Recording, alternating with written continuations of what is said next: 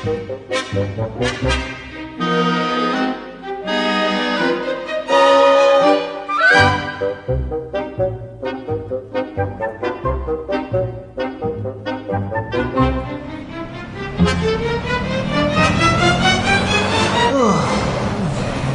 by the Jonathan King Memorial Touch-Up Gardens. Swing a right by Far Off Close. That's it. Here we are. Lord Archer Street, is it? God, what horrible architecture. The houses all look like open prisons. It's as though Prince Charles had been let loose in Legoland.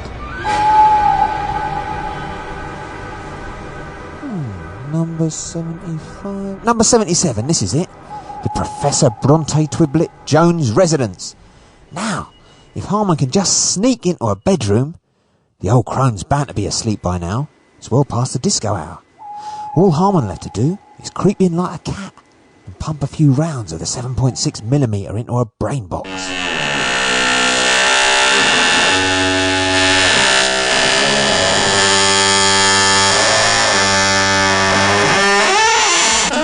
Crikey, I'm Rumble! You there, young fella, my lad. Get your sorry white ass in here before the Committee for the Enforcement of Morals get their steely claws into you. I've come to read the gas. Read the gas? What, at 3 after midnight? Well, I'm trying to improve my night vision. Get in here, E. Phraisyar, before the neighbours start informing. They always do, you know. Yeah, so how come you knows me name? I know a great deal more than you'd credit, young whippersnapper. Like what? I know, for instance, that you hail from a parallel world. Similar, but not profoundly different from our own. Well, you ain't kidding. Harmon ain't seen one Shania Twain poster since he got here. I am also aware that you've come this night to murder me and assume my identity. Hello. My name is Harmon E. Phraisyar. This is my show.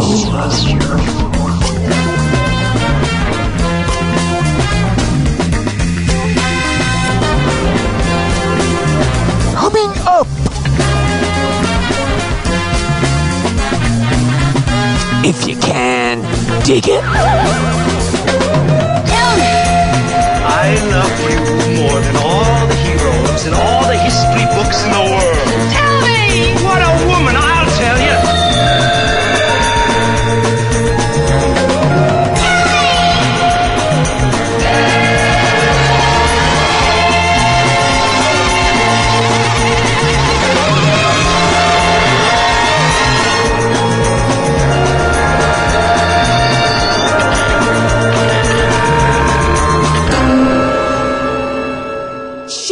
Harmon's been supergrassed.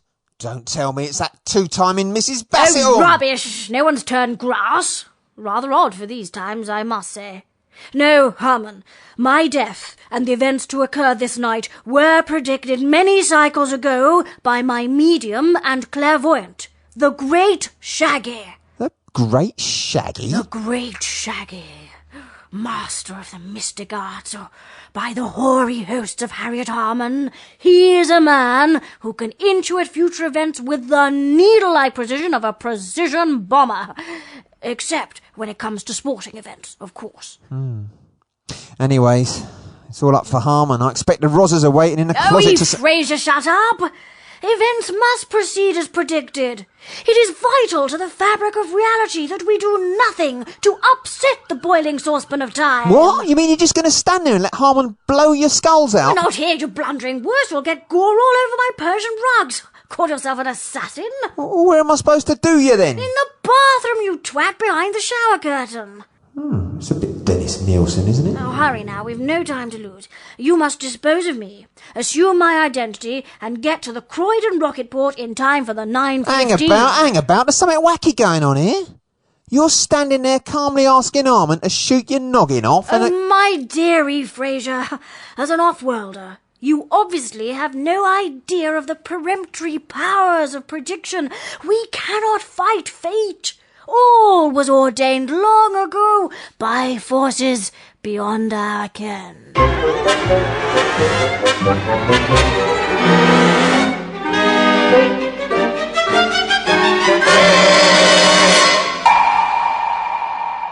You sure? As for you, The great Shaggy was clear on 3 things. Well, how's he know about it? Shut up and pay attention. 1. You were born to be an idiot. 2. You were born to be a crap DJ. And 3. You were born to save the world. 3 things in one, eh? Sounds kind of Holy Trinity-ish. So, you see, you must grasp your fate, as the junkie grasps the needle. Come now, we must dither no more. After you have eliminated me, go into the master bedroom, and there you'll find 17 Samsonite suitcases jam-packed with passports, visas for Iraq, bribe money, archaeological primers, strings of pearl, synthetic wigs in a bedazzling range of styles, and a number of charming twin-set tweed suits. Yeah, and why exactly are you telling Harmon this? Fool! Can he really be this stupid? Tonight, when you leave this place, Harmon E. Phraisyar will be no more, and you shall spend the rest of your waking life as Professor Bronte Twiblet Jones, England's finest archaeologist.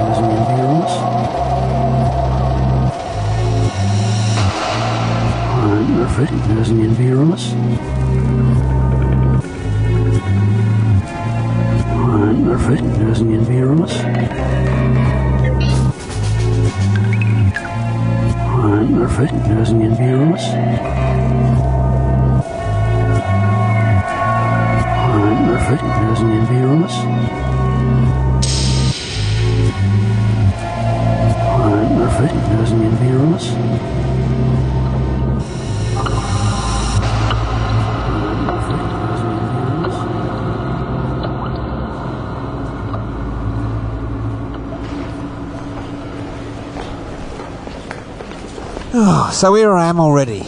Croydon Rocketport. Looks like the bleeding Millennium Dome. Madam, may I help you with your bags? Oi, who are you calling madam? You old dears, ever cantankerous. Just a mo. You're that famous archaeologist, Lady Twiblet Jones. And you should have a serious chat with your optician, mate. Mate, oh, I likes it. I likes it, Miss Twiblet Jones. You are a one. Young Sleazer? Yes, sir. Help her ladyship onto the rocket with her luggage, and try not to break anything this time. Yes, sir. Now, if I can just see your travel documents. Here you go, geezer. Oh, there's pages of this stuff. So you're off to Iraq, to the diggings of the ancient city of Ur. Splendid. Well, everything is in perfect order, just as I suspected with a woman of your pedigree. Right. You know, madam, you simply wouldn't believe the seedy types we get through here, trying to slip out of the country. But we're wise to their game. I can smell a wanted man from 100 yards. Yeah, I can see that from here. That's your call, Professor Twiblet Jones. Young Sleazer? Yes, sir. Help the Professor to her flight. Yes, sir. Oi, go easy on me, tweeds. Now there goes a fine example for us all. Once, twice, 3 times a lady.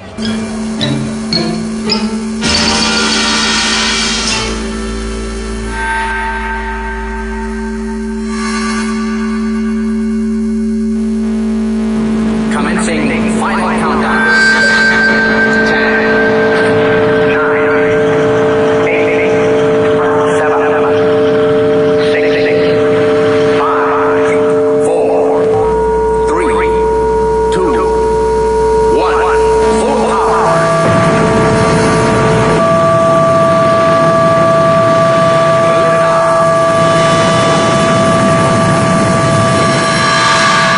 Lift off. A-OK.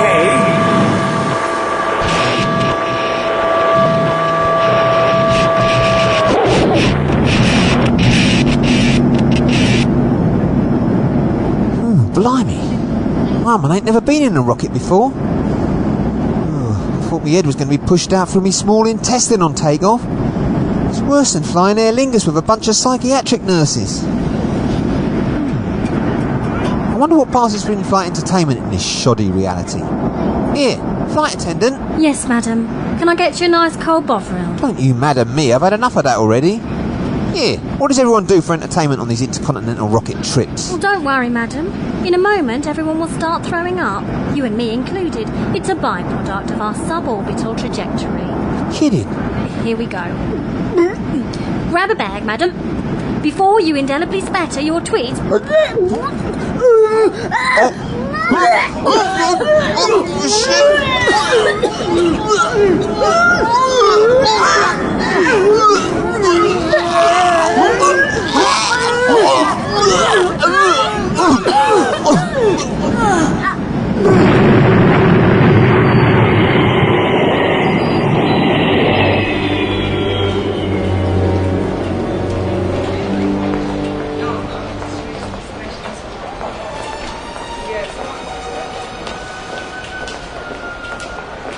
Oh, God, what a revolting trip. More vomit than a Conservative conference.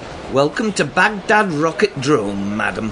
Straight through for passport control. Call this a rocket drome? Looks more like a rubble heap. You'd think an invading army had passed through recently. Passports.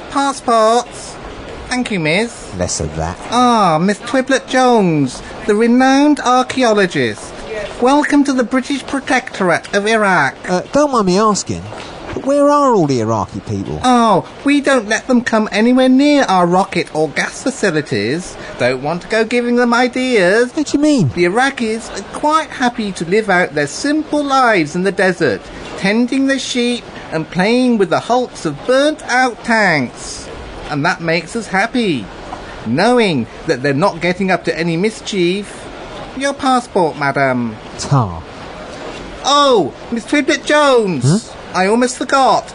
Your assistant, Miss Birdheart, is waiting for you by the exit.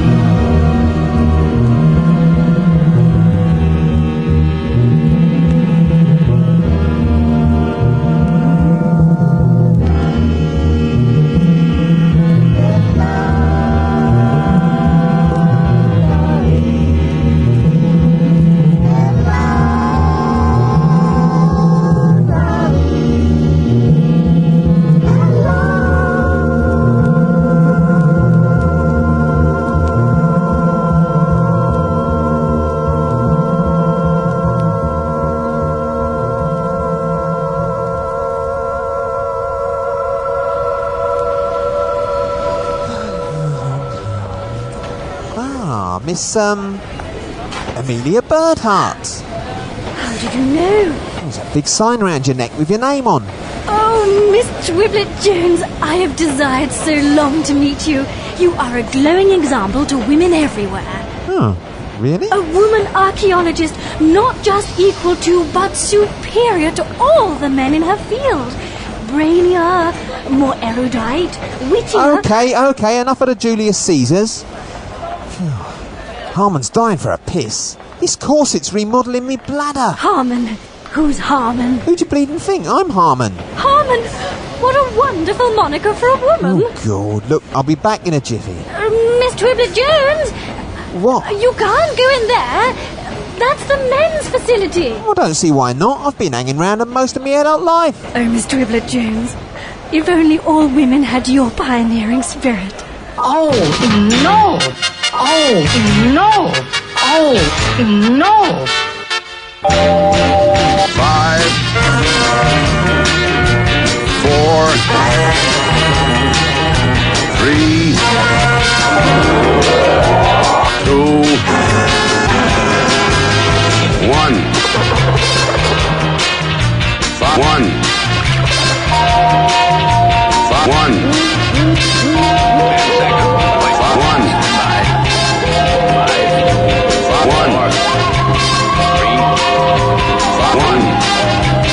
1. Retro.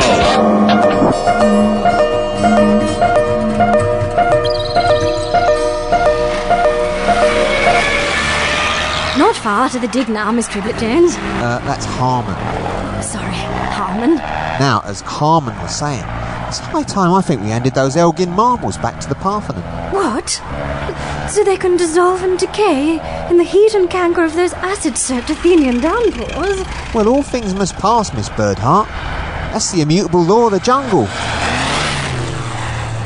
Now, how's about you tell Harmon a bit about those two scientists we're supposed to be meeting? I'll try.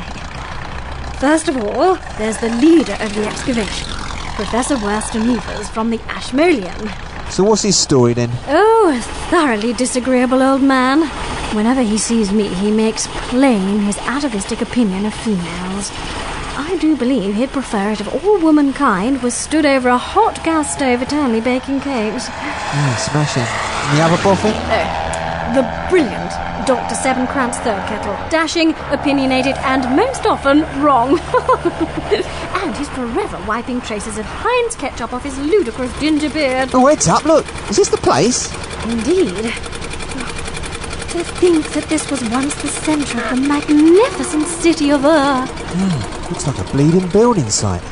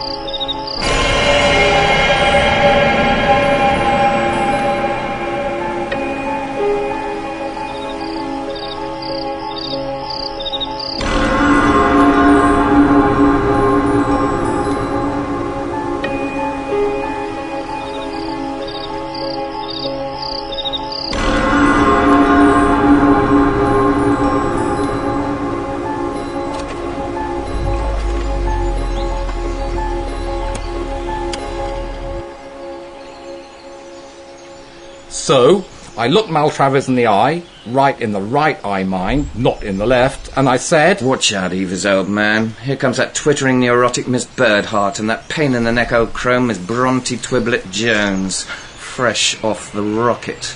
Jones? I ask you, could you come up with a more preposterous name? Good morning, Professor Evers. Dr. Third Kettle. This is the esteemed Miss Twiblet-Jones. How do you do? Delighted, I'm sure. What I can't see is why the ministry sent you out here in the first place. We've been excavating for 4 years and haven't found one speck of evidence to back up your contention that ancient Babylonia was the cradle of improvisation. Perhaps you haven't been digging in the right places. Yes, now Miss Twiblet-Jones is here, I feel sure she'll have us running round digging exemplary holes in the ground. So, eggheads, what's going down in this joint? My word, Miss Jones, you do have an odd way of putting things. Let me see. What I can tell you is this. Is an unusually exciting sight. Yes, for one thing, was a sizable city by ancient standards. Well, how do you know? You wasn't around when there was ancient standards. Field work, Miss Jones, the tapioca pudding of the archaeologist. Miss Triplet Jones, what's that by your left shoe? Give me that. What is it? What do you mean, what is it? It's a shard, an ancient piece of pottery. It's supposed to be your area of expertise. Here, what can you tell us about it? Yes, I'd be thrilled to hear Miss Jones' expert opinion. It's broken. We can see it's broken. Yeah, but it was broken a long, long time ago. Yes, but what dynasty? Oh, that's obvious. It's from the reign of Arenga's son, Dungi. We weren't asking you, Amelia. Hold up. There's a tooth jammed in it. Nonsense. She's right, you know. Well spotted. Give me that back. Dr. Third Kettle, your magnifier, if you please. What can you see, Professor Evers? Yes, definitely. A worn upper third molar tooth. Although clearly human, yet has certain uncommon characteristics. The discovery of human teeth is never wholly unexpected. Are you sure that's a human tooth? If you ask me, it's been at the pedigree chum. No one is asking you. I've studied comparative dentistry. Miss Triplet Jones is almost certainly correct. Great Blair's lasers. It is a dog tooth at that. The strange indentations had me fooled for a moment. But Professor Evers, the golden dog bowl we found last autumn. Damn it, but you're right, Third Kettle. We've been digging in the wrong place. To the caves! To the caves! All right, already. Keep your ear on, mate. A breakthrough! This is what I live for! Oh, sexy archaeology! And Third Kettle? Yes, Worston? Stop off and pick up some pickaxes from the tool sheds. After all, we can't have these lovely ladies straining themselves 500 feet below the surface of the earth.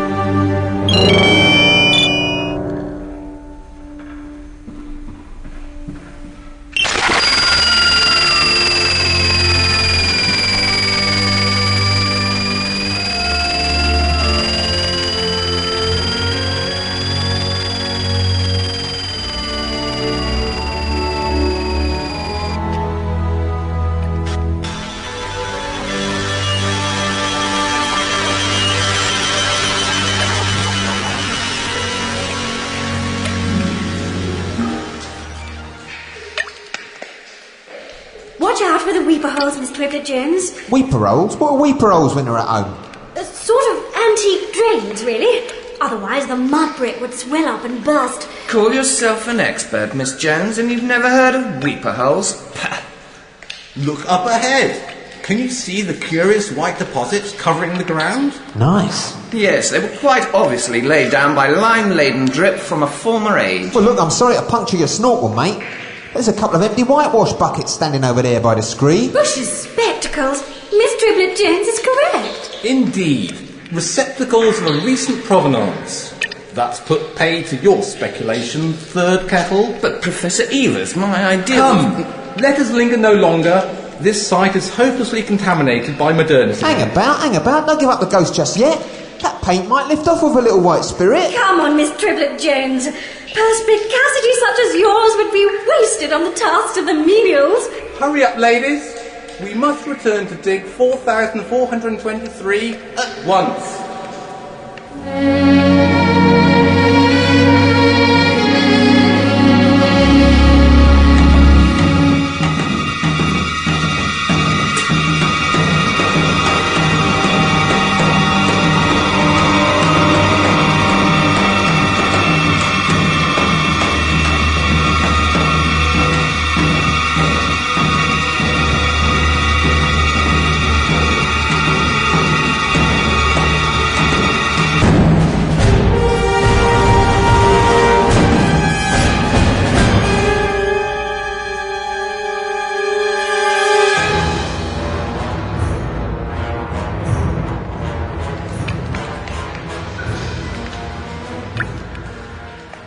This is the spot where we discovered the golden dog bowl. Quickly, Third Kettle. Start digging. Get on with it, man. Yes, get on with it, Third Kettle. Blimey, what's this poking up out of the charred sand? Amelia, here's your flashlight. Shine it this way, will you? Gosh, Professor Evers, this way. Miss Twiblet Jones has made a discovery. Out of my way, Third Kettle. Careful, Miss Jones. Don't rush it. Here we go. Blimey, will you look at that? Tony Robinson, you can lick Harmon's hairy bollocks. An object of astonishing beauty. Let me see. Give me that. Oi, no need to snatch. Sumerian, obviously. A drinking vessel, I'll warrant. Looks more like a statue to me. Miss Twiblet Jones is correct. That's most definitely a statue. Note the curious phallus curving up from between the legs. And the stylized positioning of the fingers. Miss Birdheart, avert your eyes from this primitive and distasteful display of manhood. It is not for a lady of your delicacy. If Miss Twiblet Jones can take it, so can I. Hold up, that ain't no phallus. It's a saxophone. I've seen loads of this sort of stuff where I come from. Too much, in fact. A saxophone, you say?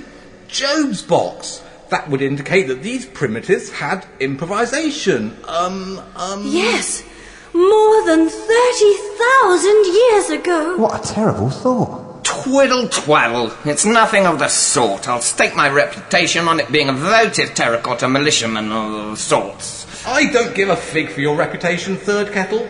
Miss Twiblet Jones has been right all along. Yes, give it a rest, Third Kettle. Scientific rigour has a way of climbing all over one.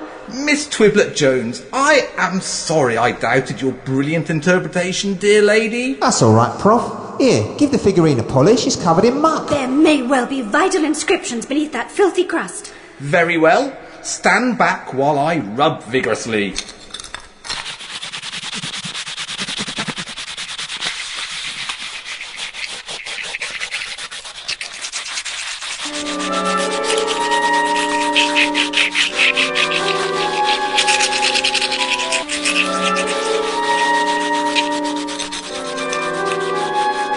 Something's happening. Heavens! The air ahead of us seems to be swirling and congealing. It's forming some kind of opening. God, what a stroke of luck. Rubbing that old statue's opened up another time portal. What is she talking about now? Miss Twiblet Jones, in the name of science, please explain what is happening. Well, sod that for a lark. I'm off while I got the chance. My word! The crazed old bat has leapt straight through the opening. We've lost the greatest mind of our generation. Look! The curved matrix is sealing itself already. Miss Twiblet Jones has been sucked off. I say we bury this evil object before it can destroy our way of life. Agreed? Agreed. Let us hurry from this accursed cave and seal it up for all time.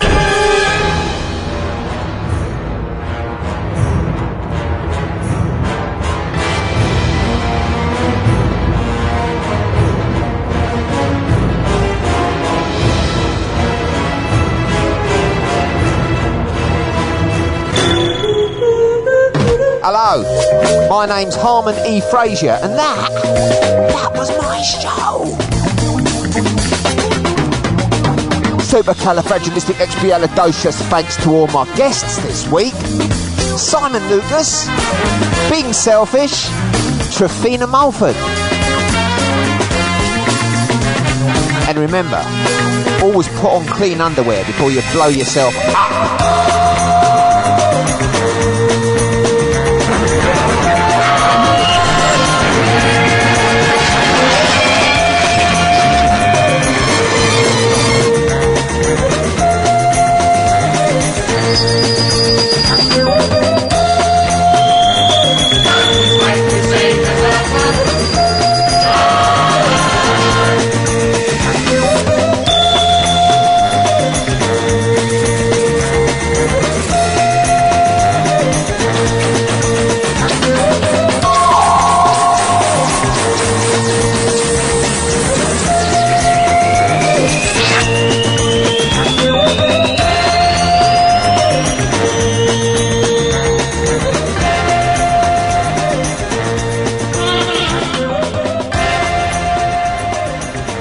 Americans, ask yourself, why does the rest of the world hate you so much.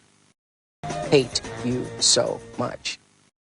Hate you so much. Hate you so much.